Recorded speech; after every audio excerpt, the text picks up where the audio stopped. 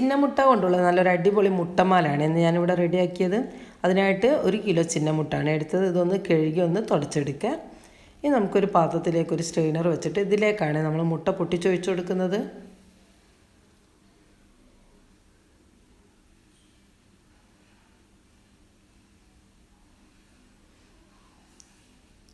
എല്ലാം ഒന്ന് പൊട്ടിച്ച് ഒഴിച്ചതിന് ശേഷം നമുക്കിതൊന്ന് അരിച്ചെടുക്കാം.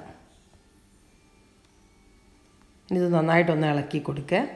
നന്നായിട്ടൊന്ന് ഇളക്കിയതിന് ശേഷം നമുക്കിതൊരു പ്ലാസ്റ്റിക്കിൻ്റെ ബോട്ടിലേക്കാണ് ഞാൻ ഒഴിച്ചു കൊടുക്കുന്നത്.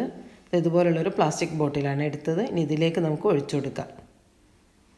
ഇനി നമുക്കിതിനൊരു ഹോൾസ് ഇടണം. അതിനായിട്ട് ഞാനൊരു പിന്നാണ് എടുത്തത്. നമുക്ക് സേഫ്റ്റി പിന്നായാലും കുഴപ്പമൊന്നുമില്ല. ഒന്ന് ചൂടാക്കിയിട്ട് ജസ്റ്റ് ഒന്ന് ഇങ്ങനെ കറക്കി കൊടുത്താൽ മതി. പിന്നെ ഒന്ന് ചൂടാക്കി ജസ്റ്റ് ഒന്ന് കറക്കുമ്പോഴത്തേക്ക് ഇതുപോലുള്ളൊരു ഹോൾസാണ് വരിക. ഹോൾസ് ഒരുപാട് വലുതായി പോവാതെ ഈ ഒരു പരുവത്തിൽ എടുക്കാൻ വേണ്ടി ശ്രദ്ധിക്കണേ. നമുക്കിതൊന്ന് മുട്ടൻ്റെ മിശ്രിതം ഇതിലേക്ക് ഒഴിച്ചു കൊടുക്കാം. ഇനി നമുക്കിത് കുക്ക് ചെയ്തെടുക്കാനുള്ള പഞ്ചസാര ലായനി റെഡിയാക്കണം. അതിനായിട്ട് ഞാൻ ഒരു പാത്രം പഞ്ചസാരയാണ് എടുത്തത്. നമ്മൾ ഏത് പാത്രത്തിനാണോ പഞ്ചസാര എടുക്കുന്നത് ആ ഒരു പാത്രത്തിൻ്റെ അളവിന് 3 പാത്രം വെള്ളം വെച്ചിട്ടാണ് നമ്മൾ എപ്പോഴും ഇതൊന്ന് വേവിച്ചെടുക്കേണ്ടത്. പഞ്ചസാര നന്നായിട്ട് വെന്ത് കുറുകി വരുമ്പോഴേ ഉള്ളൂ നമുക്ക് മുട്ടമാലൊക്കെ ഒന്ന് പെർഫെക്റ്റ് ആയിട്ട് കിട്ടുള്ളൂ കേട്ടോ. ഈ ഒരു സമയത്ത് ഞാനൊരു പാത്രം ചെരിച്ച് വെച്ചിട്ട് ഇങ്ങനെ ഒന്ന് ചെരിച്ച് വെച്ച് കൊടുക്കുന്നുണ്ട്. ഇതിലേക്കാണ് നമ്മൾ റെഡിയാക്കിയിട്ടുള്ള മുട്ടമാല എടുത്ത് വെക്കേണ്ടത്. അപ്പോൾ വെള്ളം പെട്ടെന്ന് ഊർന്ന് കിട്ടാൻ വേണ്ടിയിട്ട് നമ്മളൊന്ന് ചെരിച്ച് വെച്ച് കൊടുത്താൽ മതി. ഈ ഒരു പരുവത്തിൽ നന്നായിട്ടൊന്ന് തിളച്ച് കുറുകി വരണേ. ഇനി നമുക്ക് ഇത് ഉണ്ടാക്കാൻ അങ്ങനെ ഒരുപാട് പഞ്ചസാരന് കറക്റ്റ് അളവൊന്നുമില്ല കേട്ടോ. നമുക്ക് എത്ര പഞ്ചസാര നമ്മൾ എടുക്കുന്നത് അത് അത്രത്തോളം വെള്ളം ഒഴിക്കണമെന്ന് മാത്രം. മറ്റേ കൂടുതൽ പഞ്ചസാര എടുത്തു കഴിഞ്ഞാൽ പഞ്ചസാര ലായനി ബാക്കിയാവുന്നല്ലാതെ നമ്മളെ മുട്ടമാലൻ്റെ പെർഫെക്ഷൻ അത് ബാധിക്കൊന്നുമില്ലേ. അതായത് നമുക്കിതൊന്ന് നന്നായിട്ടൊന്ന് തിളച്ച് വന്നിട്ടുണ്ട്. ഇനി നമുക്കിതിലേക്കൊന്ന് ഒഴിച്ചു കൊടുക്കാം. ഒഴിച്ച് കൊടുക്കുന്നത് അങ്ങനെ ഇതുപോലെ സാവധാനം ഒന്ന് റൗണ്ടിൽ ഒഴിച്ചു കൊടുക്കുകയാണ്. ഒന്ന് മുറിഞ്ഞൊന്നും പോവാതെ സാവധാനം ഇങ്ങനെ ഒഴിച്ചെടുക്കുമ്പോൾ ഒന്നിനോട് ഒട്ടാതെ നല്ല പെർഫെക്റ്റ് ആയിട്ട് കിട്ടുക. നമ്മളൊന്ന് ഒഴിക്കുമ്പോഴത്തേക്ക് തന്നെ മറ്റേ ഭാഗം സൈഡിലേക്ക് ഇങ്ങനെ നീങ്ങിപ്പോകുന്നത് കാണാമല്ലോ. അങ്ങനെ നീങ്ങി പോകുന്നതുകൊണ്ട് ഒന്നിനോട് ഒട്ടിപ്പോവുകയൊന്നും ചെയ്യൂല. നല്ല നൂല് പോലെ ഒന്നൊട്ടാതെ നല്ല നൂല് പോലെ കിട്ടുക. ഇതുപോലെ ഒന്ന് സാവധാനം ഒന്നിങ്ങനെ റൗണ്ടായിട്ട് ഒഴിച്ചു കൊടുത്താൽ മതി. അതുപോലെ ഒരു ഹോൾസ് ഇടാൻ പാടുള്ളൂ കേട്ടോ. 2 ഹോൾസ് ഇടുമ്പോൾ ഇതിങ്ങനെ കട്ട പിടിച്ചു പോകാൻ സാധ്യത ഉണ്ട്. ഇതുപോലെ ഇങ്ങനെ പെർഫെക്റ്റ് ആയിട്ട് കിട്ടും ചെയ്യും കേട്ടോ. പിന്നെ ലായനി വേവുന്നൊരു മെത്തേഡ് മാത്രമേ ഉള്ളൂ കേട്ടോ. ഇതിന് വലിയൊരു പ്രശ്നമായിട്ട് വരിക. അതുകൊണ്ട് 3 പാത്രം വെള്ളം ഒഴിച്ചത് വെന്ത് വരുമ്പോഴത്തേക്ക് കറക്റ്റ് വേവായിരിക്കും. വെള്ളം കുറഞ്ഞൊക്കെ പോകുമ്പോഴാണ് ഈ ഒട്ടലൊക്കെ വരും കേട്ടോ പഞ്ചസാരക്ക്. ഇതുപോലെ നന്നായിട്ടൊന്നിങ്ങനെ നീങ്ങിപ്പോകുന്നതനുസരിച്ച് നമുക്ക് എത്ര വേണേലും ഒഴിച്ചു കൊടുക്കാം കേട്ടോ. ഇതിങ്ങനെ സൈഡിലേക്ക് ഇങ്ങനെ നീങ്ങിപ്പോയിക്കോളൂ. അപ്പോൾ വേണമെങ്കിൽ നമ്മൾ ഇഷ്ടത്തിനനുസരിച്ചിട്ട് ഒഴിച്ചു കൊടുക്കാം.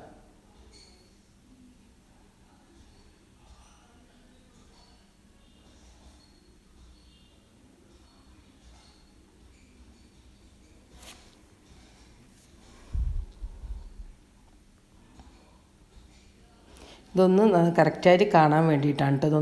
വീഡിയോ ഒന്ന് ലെങ്ത് ആയിപ്പോയത്. ഇതൊന്ന് സ്പീഡാക്കി കഴിഞ്ഞാൽ ഞങ്ങൾക്ക് പെട്ടെന്ന് മനസ്സിലാവില്ല എന്ന് വിചാരിച്ചിട്ടാണ് ഇതൊന്ന് സ്പീഡാക്കാതെ അതേപോലെ തന്നെ കാണിക്കുന്നത്. ഇതുപോലെ ഒന്ന് ഒഴിച്ചു കൊടുത്താൽ മതി.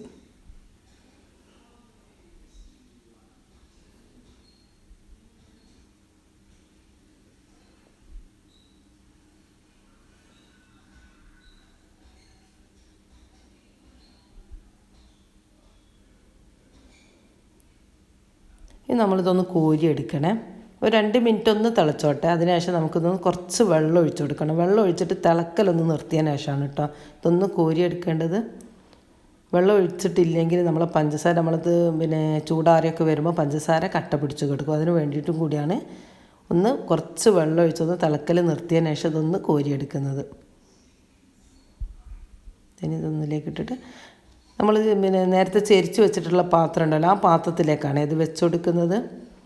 നമ്മളിത് അതിലേക്ക് കോരി വെച്ചതിന് ശേഷം നമ്മൾ പെട്ടെന്ന് ഇതൊന്ന് ചിക്കി എടുക്കുകയൊന്നും വേണ്ട. നന്നായിട്ട് ഇതിലുള്ള വെള്ളമൊക്കെ ഒന്ന് ഊർന്ന് വന്നതിന് ശേഷം മാത്രം ചിക്കിയാൽ മതി. ഇനി നമുക്ക് അടുത്ത സ്റ്റെപ്പ് വീണ്ടും ഒഴിച്ചു കൊടുക്കുക. നമ്മളത് ചിക്കാതെ അവിടെ വെച്ചതാണ് വെള്ളം ഊർന്ന് പോകാൻ വേണ്ടിയിട്ട്.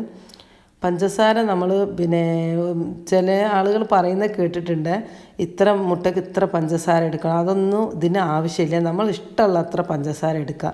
ഇത് പഞ്ചസാര ലായനി നമ്മൾ കൂടുതൽ എടുത്തു കഴിഞ്ഞാൽ ഇതുപോലെ കുറേ സമയം കൂടുതൽ ഒഴിച്ചു കൊടുക്കുക. കുറച്ച് പഞ്ചസാര ലൈനിൽ ചെയ്യുമ്പം കുറേശ്ശെ ഒഴിച്ചിട്ട് കൂടുതൽ ടൈം എടുക്കും. പിന്നെ നമ്മളിത് പിന്നെ മുട്ടമാല വലിച്ചു കഴിഞ്ഞാൽ ബാക്കി വരുന്ന പഞ്ചസാര അരിച്ചിട്ടൊരു പാത്രത്തിലാക്കി ഫ്രിഡ്ജിൽ വെക്കുകയാണെങ്കിൽ നമ്മൾ ബ്രെഡ് വാട്ടാൻ, പഴം പൊരിക്കാൻ, അങ്ങനെയുള്ള മധുര പലഹാരങ്ങൾക്കൊക്കെ അത് ഉപയോഗിക്കുക. അല്ലെങ്കിൽ നമ്മൾ മുട്ട സിർക്ക് ഉണ്ടാക്കാൻ ചില ആളുകൾ അത് എടുക്കാറുണ്ട്. ഞാൻ എടുക്കലില്ല. കാരണം എന്താ വെച്ചാൽ മുട്ട സിർക്കക്ക് വലിയൊരു ഉറപ്പ് കിട്ടലില്ല സാധാരണഗതിയിൽ.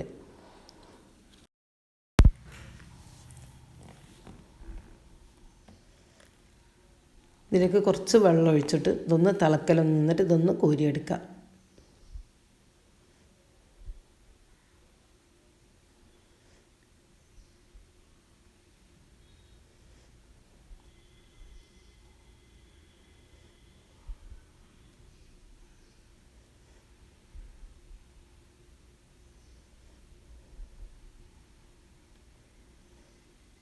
ഇനി നമുക്കിതൊന്ന് ചെരിച്ച് വെച്ചിട്ടുള്ള പാത്രത്തിലേക്ക് വെച്ച് കൊടുക്കാം.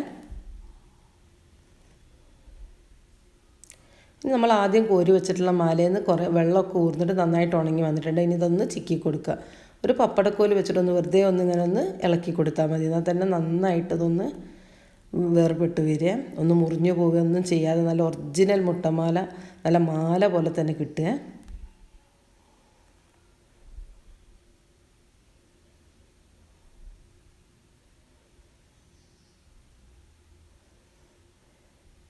നമ്മളിപ്പോൾ കോരി വെച്ചത് നന്നായിട്ടൊന്ന് വെള്ളം ഊർന്ന് വരട്ടെ. നമുക്ക് അടുത്ത സ്റ്റെപ്പായിട്ട് ഇനി മുട്ടമാല ബാക്കിയുള്ളതും കൂടെ ചെയ്ത് ഇങ്ങനെ ചെയ്തെടുക്കുക.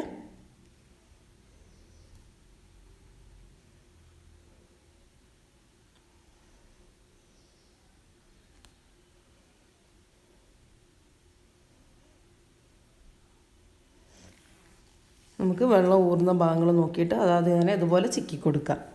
നന്നായിട്ട് വെള്ളം പോയതിന് ശേഷം ഇതൊന്ന് ചിക്കി എടുക്കുന്നുണ്ട്. വളരെ എളുപ്പത്തിൽ ചിക്കി എടുക്കാം കേട്ടോ. വെള്ളം പോയി കഴിഞ്ഞാൽ കട്ട പിടിച്ചു പോകുകയൊന്നും ചെയ്യൂല. നല്ല മാല പോലെ നല്ല അടിപൊളിയായി വന്നിട്ടില്ലേ?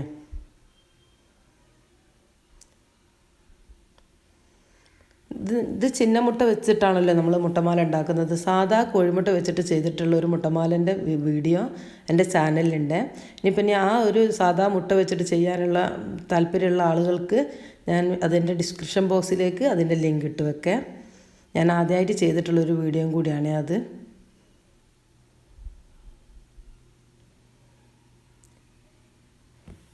ഞാനിത് ഇങ്ങനെ തന്നെ വീണ്ടും കാണിക്കുന്നത്, ഇതൊന്ന് ഒഴിക്കുന്നതൊക്കെ ഒന്ന് കാണാനുള്ളൊരു ഇതിന് വേണ്ടി, അതുപോലെ ഒന്ന് സാവധാനം ഒഴിക്കുക എന്നുള്ളത് ആണ്. വീഡിയോ ലെങ്ത് ആയാലും വേണ്ടിയില്ല, ഒന്ന് കാണുന്നവർക്ക് ഇതൊന്ന് വ്യക്തമാവാൻ വേണ്ടിയിട്ടാണ് ഞാൻ വീണ്ടും ഇതൊന്ന് കാണിക്കുന്നത്. ഇതുപോലെ ഒന്ന് ചുറ്റിച്ചൊഴിച്ചെടുത്താൽ മതി.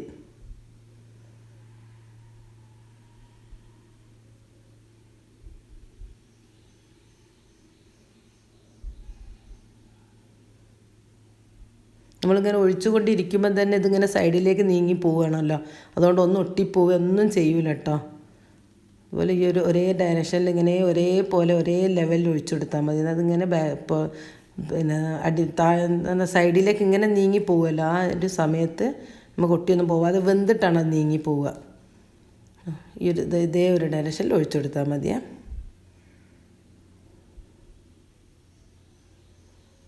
പിന്നെ നമുക്കിനി ഇത് ബാക്കി വരുന്ന വെള്ളം ഞാൻ പറഞ്ഞല്ലോ, പഞ്ചസാര നന്നായിട്ട് അരിച്ചിട്ട് ഫ്രിഡ്ജിൽ വെച്ചാൽ മതി. മധുര പലഹാരങ്ങൾക്കൊക്കെ ഉപയോഗിക്കുക. അത് നല്ല സൂപ്പറായിട്ടുള്ള മുട്ടമാല റെഡി ആയിട്ടുണ്ട്. ചിന്നമുട്ട കൊണ്ട് ഉണ്ടാക്കുന്ന പോലെ തന്നെ നമ്മൾ സാധാ കോഴിമുട്ട കൊണ്ട് നല്ല സൂപ്പറായിട്ടാണ് ഉണ്ടാക്കുക. അതിൻ്റെ വീഡിയോ ഞാൻ പറഞ്ഞല്ലോ ഡിസ്ക്രിപ്ഷൻ ബോക്സിലേക്ക് ഇടാം. അതിൻ്റെ ലിങ്ക് താല്പര്യമുള്ളവർ അതൊന്ന് പോയി കാണണേ. വീഡിയോ ഇഷ്ടപ്പെടുകയാണെങ്കിൽ ഒന്ന് ലൈക്ക് ചെയ്ത് സബ്സ്ക്രൈബ് ചെയ്ത് സപ്പോർട്ട് ചെയ്യണേ.